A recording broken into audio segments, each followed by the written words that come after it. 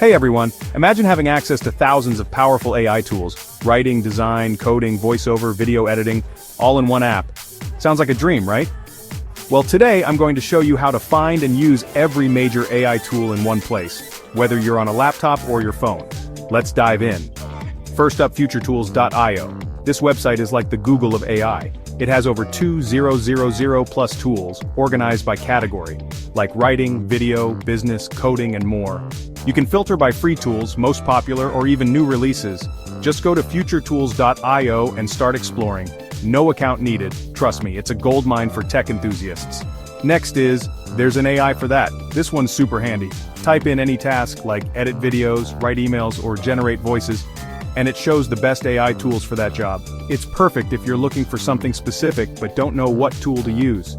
Think of it as your personal AI concierge. Now for mobile users, try Toolify.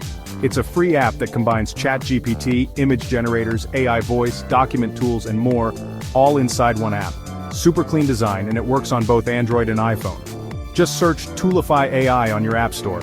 It's like carrying an AI powerhouse in your pocket. Want an all-in-one tool built for work?